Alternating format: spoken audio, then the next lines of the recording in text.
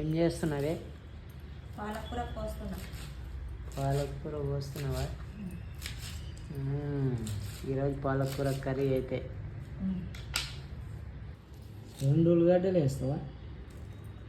మాకు అది ఎంత అవుతుంది, కూర ఎంత ఉంది. ఉల్లిగడ్డలు అనిపిస్తుందేమో కదా. అందుకే అనిపిస్తుంది ఉల్లిగడ్డలు. పచ్చి ఉల్లిగడ్డలు అయితే తింటాను బిర్యానీలో. తింటాం, బిర్యానీ కాబట్టి అది తింటాం, అందరు తింటారు. కూరల్లో కూడా తినాలి. కూర ఎక్కువ కావాలంటే ఉల్లిగడ్డలు ఎక్కువ వేసుకున్నాను. తలకాయ ఎందుకు ఇట్ట వంకరగా పెట్టినావు? నాది సొట్ట తలకాయ, సొట్టగా ఉంటుంది. సొట్ట తలకాయనా నీది? ఏం ఫాస్ట్గా వస్తుంది చూడండి. పస పస పస. అసలు ఫ్రైడ్ రైస్ దగ్గర ఫ్రైడ్ రైస్ వాళ్ళు వస్తారు చూడు, అంత ఫాస్ట్గా వస్తుంది. పానీపూరి దగ్గర కానీ పానీపూరికి వేయడానికి క్యాచ్ దాలో పోయా కొత్తగా ఫాస్ట్గా వస్తలేరా, అట్లా వస్తుంది మా ఆవిడ.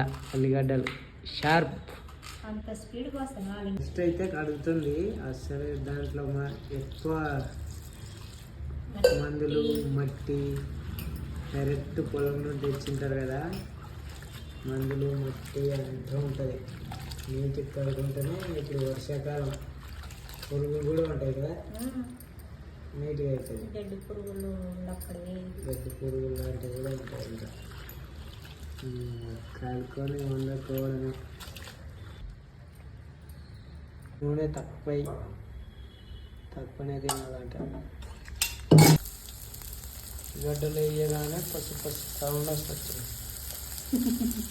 కొందరు అయితే ఉల్లిగడ్డలు కూడా కడుగుతారు తెలుసా.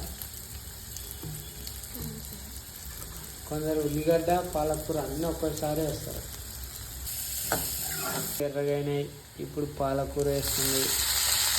ఇది మా ఇంట్లో స్టైల్ కదా, మీ స్టైల్, మా త్రివేణి స్టైల్. ఎప్పుడు ఇట్లనే చేస్తాను.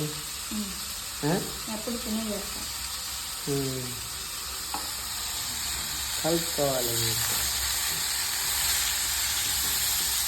ఇప్పుడు కుండ పట్టలేదు.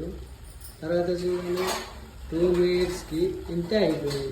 ఒక్కరికి కూడా సరిపోదు, నాకు ఒక్కరికే సరిపోతుంది. అది కూర అయిపోయింది చూడండి. అప్పుడు గిన్నె నిండా ఉండే, ఇప్పుడు నాకు ఒక్కరికే సరిపోదు. నేనేం తినాలా? ఇంత కొంచెం చేస్తే ఎట్లనే చెప్పు, అంత కొంచెం చేస్తే ఎట్లా? ఇద్దరికి అవుతుంది ఇది తింటే. నాకు ఒక్కడికే ఒక్కడంత కూర తింటాడా ఎవడన్నా? తింటా నేను. మంచిగా